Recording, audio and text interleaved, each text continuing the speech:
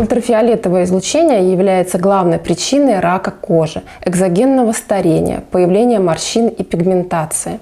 В России почти 300 тысяч людей ежегодно умирают от злокачественных образований различной локализации.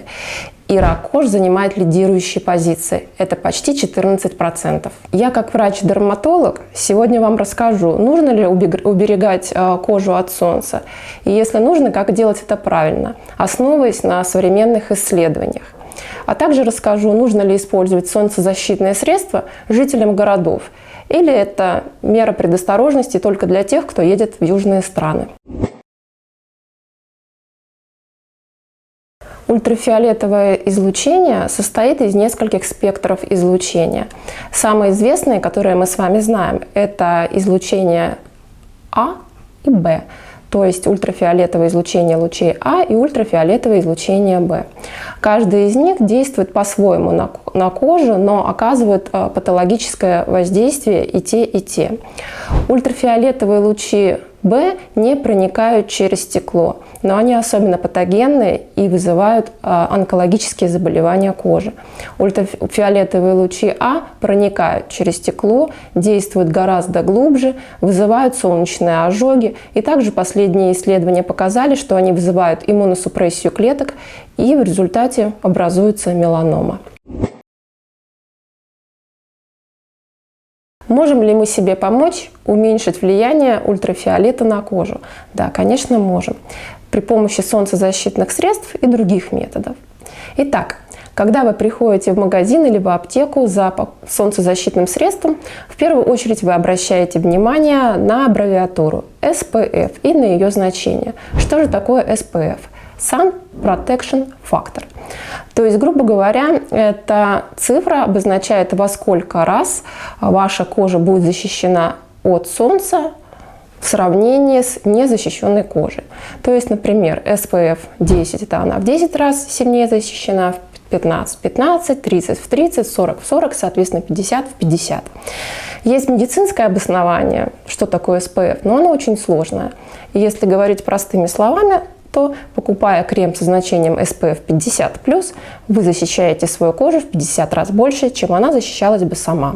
Раньше создавались средства, защищающие кожу от солнца, только блокирующие ультрафиолетовые лучи типа В. На сегодняшний же момент обязательным условием безопасного солнцезащитного средства, которое защищает полноценно кожу от ультрафиолета, считается средство, которое блокирует два типа лучей – и А, и Б.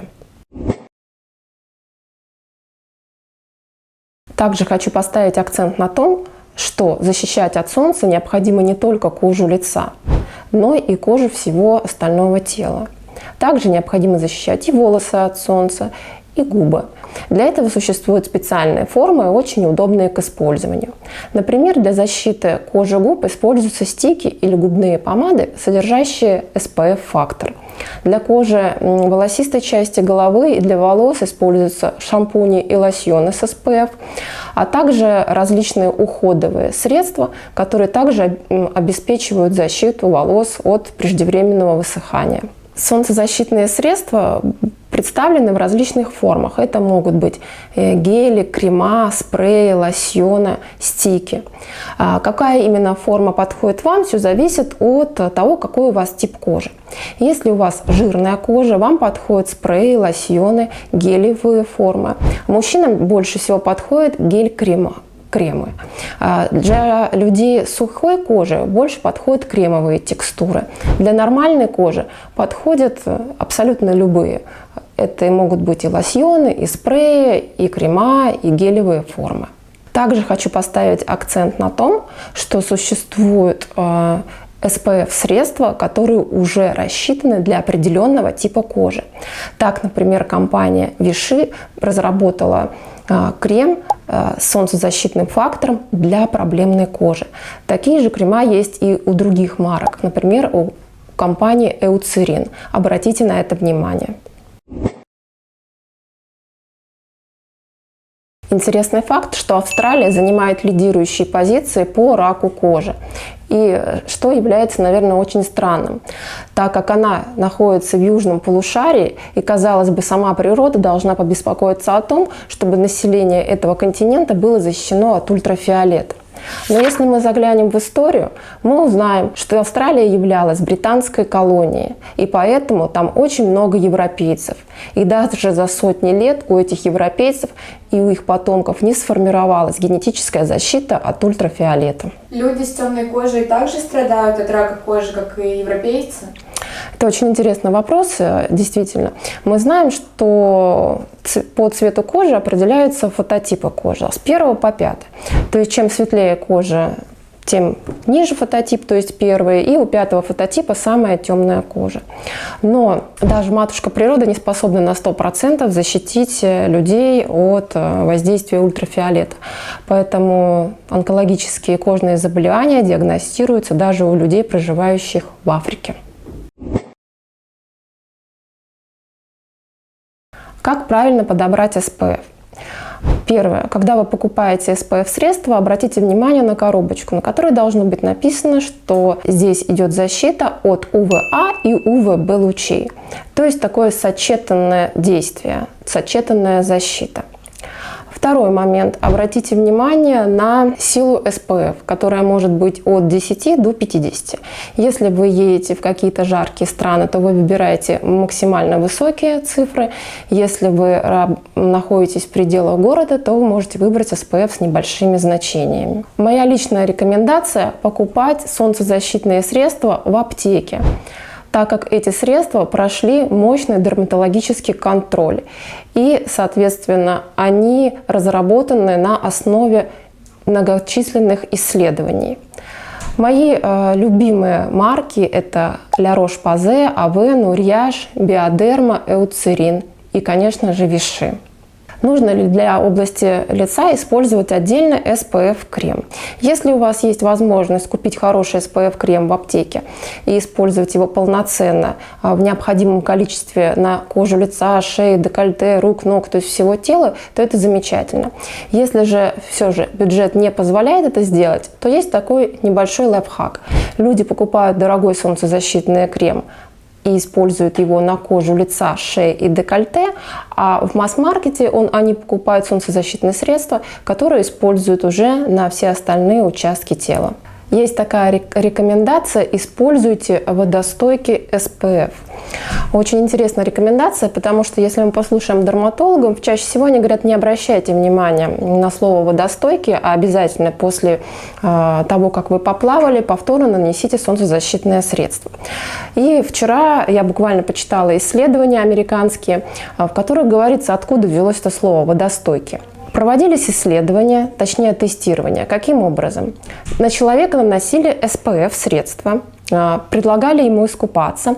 Он плавал в течение 20 минут, потом выходил на свежий воздух, его сушили феном. Именно акцент ставлю на том, что не вытирали полотенцем, а сушили феном. Потом он опять шел плавать 20 минут, опять возвращался, его опять сушили феном. И после этого производили уже замер SPF на его коже. И вот ту цифру, которую они получали, именно ту цифру писали на бутылочке. То есть, если после 40 минут плавания и сушки феном у него сохранялся SPF на коже равный 15, то этому крему присваивался SPF 15. Вот такая интересная история. Если у вас чувствительная кожа, или вы боитесь какого-то агрессивного воздействия SPF-средства, или вы боитесь, что она попадет на слизистую глаз, или вы случайно слизнете его с руки, то тогда лучше выбирать детские солнцезащитные средства. Они максимально безопасны, гипоаллергенны. Они созданы именно для того, чтобы наши малыши могли его спокойно есть. Лучше, конечно, чтобы этого не было. Или, например, если они потрут глазки, у них не будет никакой аллергической реакции. Итак, подведем небольшой итог. Какие мои рекомендации, как выбрать правильно фактор SPF. Моя рекомендация всем всегда выбирать максимальный фактор от 30 до 50, независимо от вашего фототипа кожи. Но если все-таки вы будете сопротивляться внутренней этой моей рекомендации, тогда придерживаемся такого правила. Чем ваша кожа светлее, тем она больше подвержена воздействию ультрафиолету. То есть это образование пигментации, преждевременному старению, формированию различных кожных образований, формированию злокачественных кожных образований. Всему это подвержена ваша кожа максимально сильно. Поэтому вам нужен максимально высокий фактор защиты, то есть не менее 50. Если же у вас кожа смуглая, тогда фактор защиты может быть меньше, и 15, и 20. Хочу обратить ваше внимание на то, что в первую очередь, независимо от всех рекомендаций, вы должны слышать и слушать свою кожу. Если вы наносите солнцезащитное средство, и после него вы замечаете появление комедонов, каких-то воспалительных элементов, меняйте солнцезащитное средство. То есть не отказывайтесь от него, а его нужно поменять, нужно подобрать, найти то средство, которое подходит именно вам. Если вы понимаете, что у вас после использования солнцезащитных средств какое-то покраснение, раздражение, возможно, у вас есть аллергическая реакция на какой-либо из компонентов этого средства. А также хочу акцентировать ваше внимание на том, что порой мы используем в ежедневном уходе различные уходовые косметические вещества.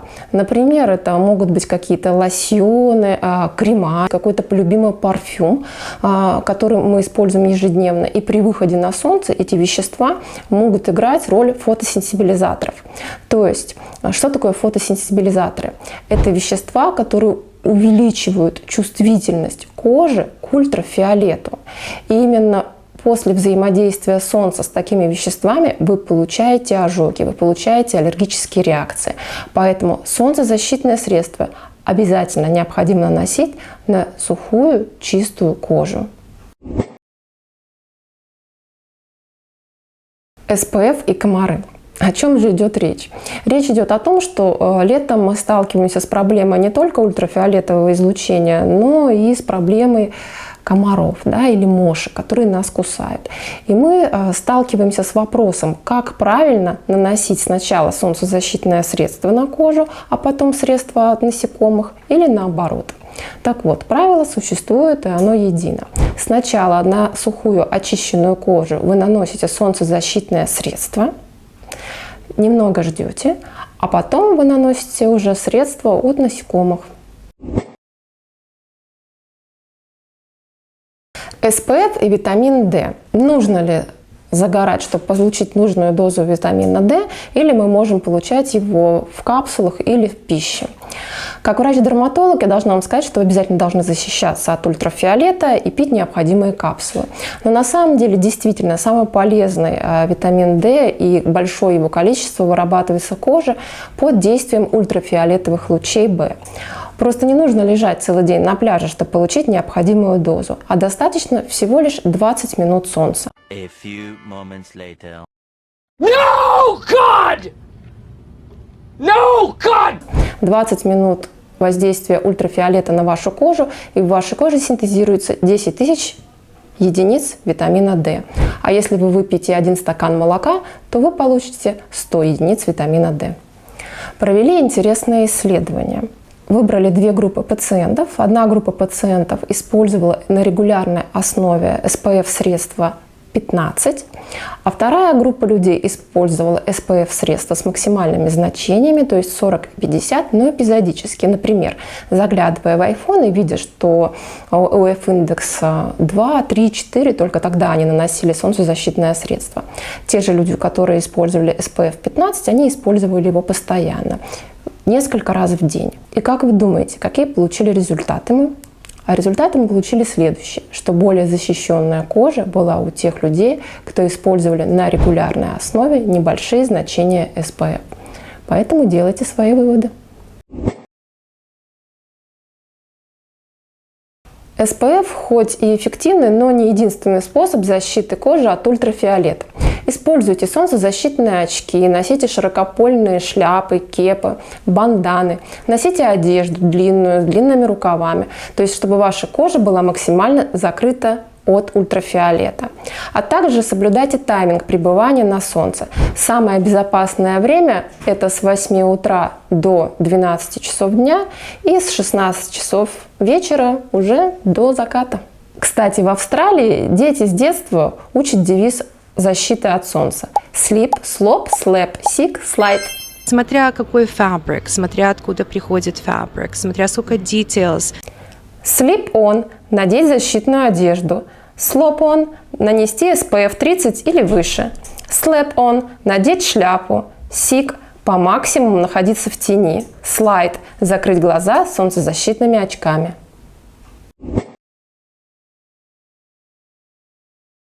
А сейчас я хочу поделиться с вами жизненной историей или историей жизни.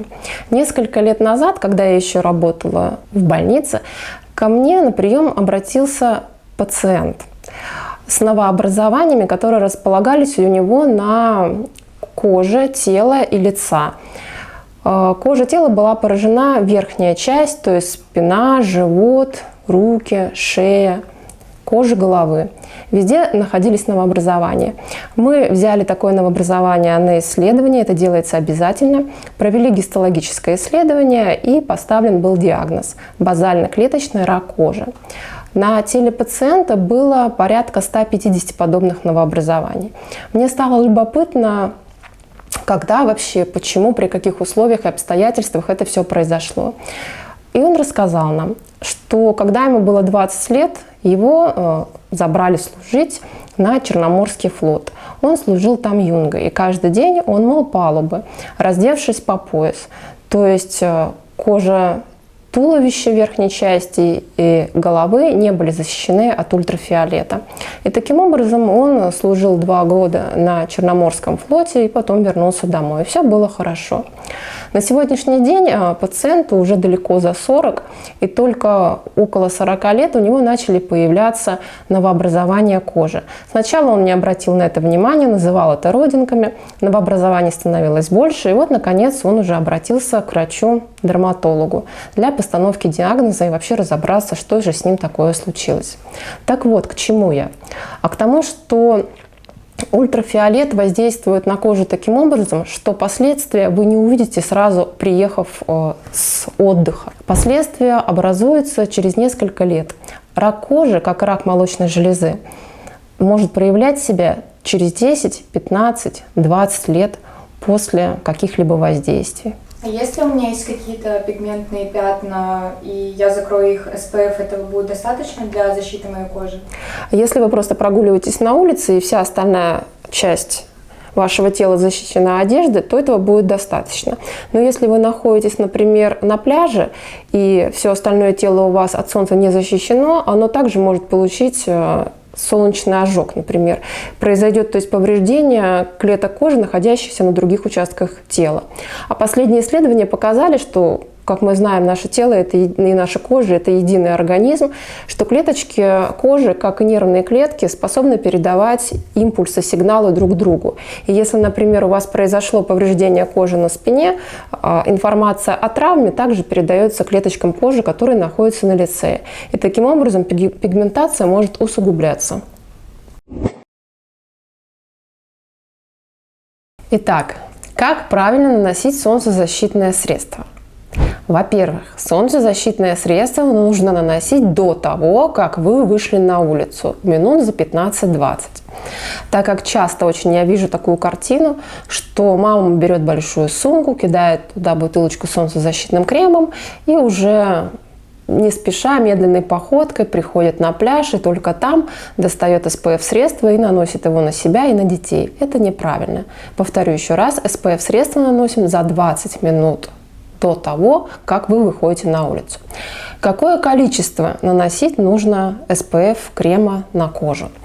Есть такое правило. 1 мл на площадь, которая занимает одну ладошку. То есть лицо это примерно 2 мл, лицо, шея это 4-5 мл.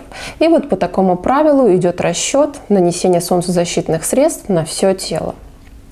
Если вы на улице находитесь в закрытой одежде, то есть одежда, которая закрывает вам полностью руки, ноги, то солнцезащитное средство нужно обязательно наносить на открытые участки тела.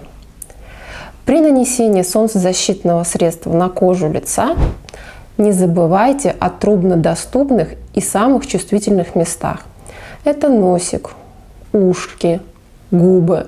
То есть это те зоны, которые чаще всего остаются без солнцезащитного средства. Чтобы эффективность солнцезащитных средств не падала, рекомендуется наносить SPF-средство каждые 2 часа. То есть каждые 2 часа необходимо его обновлять на вашей коже.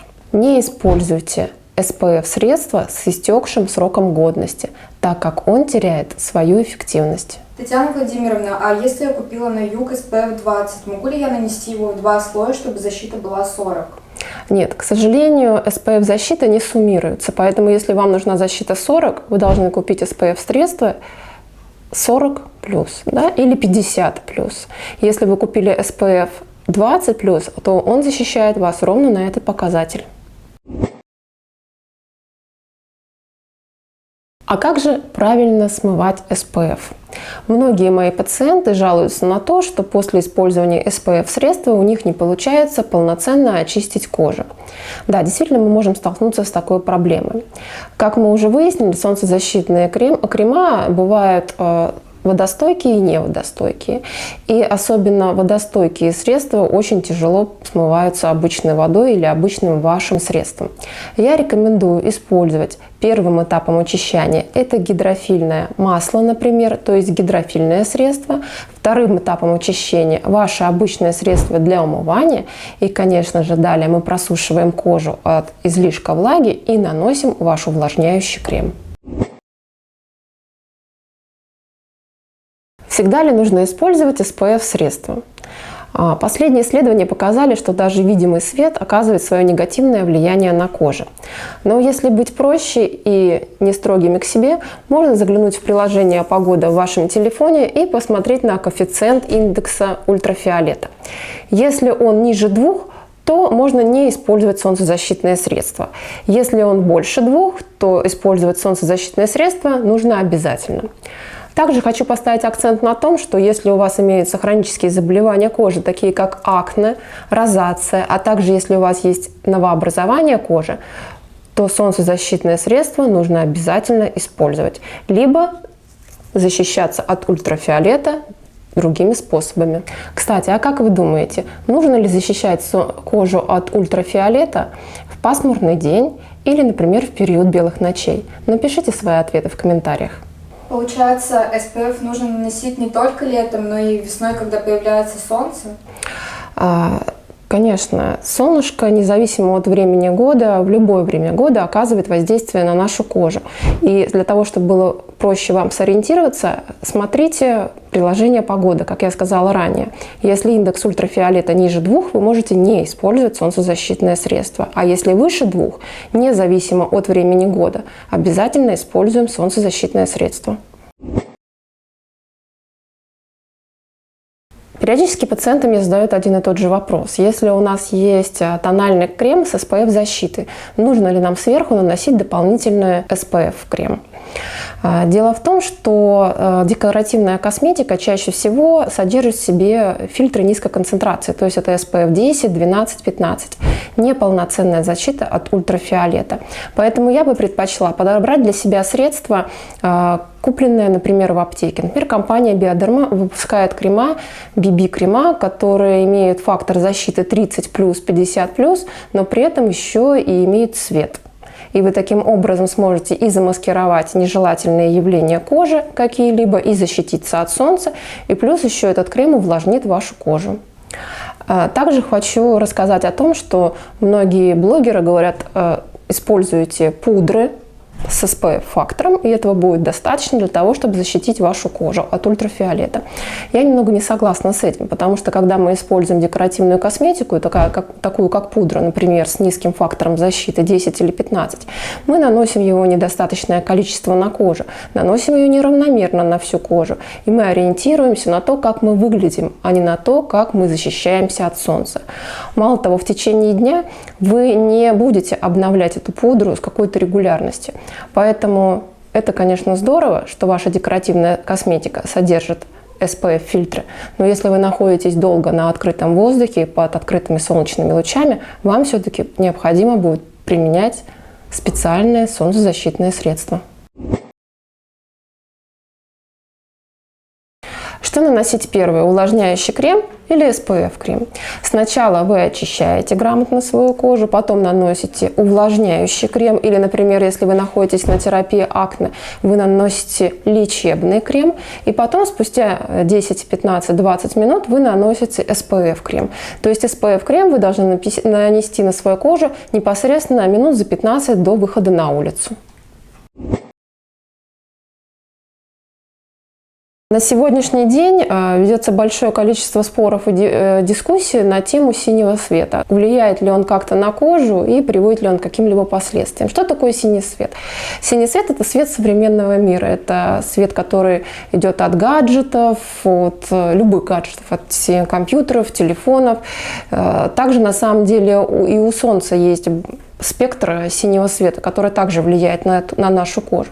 Так вот, последние исследования показали, что действительно он имеет значение, и это значение отрицательное. То есть это пагубное влияние, которое также ведет к старению, к формированию пигментации, к усугублению пигментации, то есть к преждевременному старению кожи. Что нужно сделать, чтобы от него защититься? Просто использовать солнцезащитные средства аптечных марок, в которых уже предусмотрено то, что они будут защищать не только от ультрафиолетовых лучей А и Б, но также от синего света. Ну, например, это солнцезащитные средства компании Vichy, Bioderma, La Roche-Posay, Eucerin, Avon, Uriage и многие-многие другие. И сейчас я хочу порекомендовать вам солнцезащитные средства из разной ценовой категории.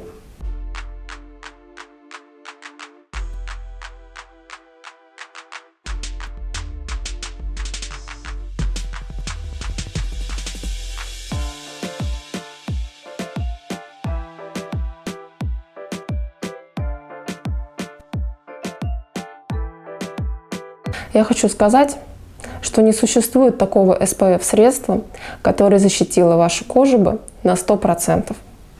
Поэтому берегите себя.